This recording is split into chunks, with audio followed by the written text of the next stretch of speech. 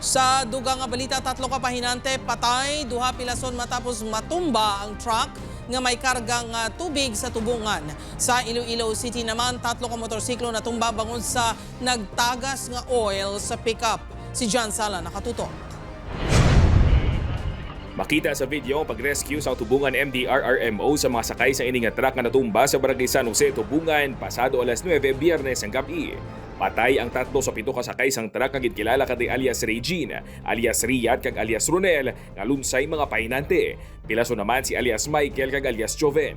Sa panaysayon sang truck driver sa kapulisan, halin sila sa town proper sang Tubungan kag pabalik na sa ilang barak sa Barangay Buena Vista. Apang pag-abot sa kurbadahon nga dalan sa Barangay San Jose, nadulaan ini sang kontrol sa manibela kag natumba. Tulukadon siya kag curve. Amo to wala niya na kontrol ng manibela kag natumbagit. Ang natamaan gito ang 3 nga nagapungko sa right portion sang salakyan kaya ang pagkatumba sang salakyan ang impact is sa right na tumba siya mo. Gintinguan pang marescue ang 3 ka pahinante apang bangod sa impact sa pagbunggo sang truck sa railing sa kilid sang dalan, lalayon sila nga naipit sa truck. More or less more than 30 minutes kag nakuha sila sa sulod ng salakyan. Then kita lang sa ibang hospital, then ipura sila agad on arrival sa attending physician. Nag-execute naman sa affidavit of non-interest ang mga hinablo sa mga napatay kag napilasan nga hindi na magreklamo batok sa truck driver.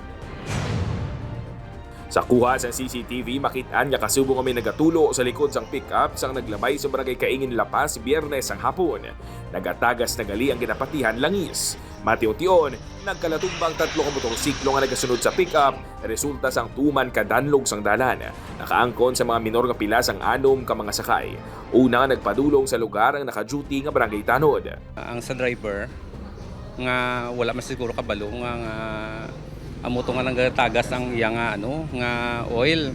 Tubtub subong, wala pa sang makatumod sa pick-up. Kung malaga sila ara man yang mga tanod nga duty nga ma-witness. Upon kay Hansi Sherto, John Sala.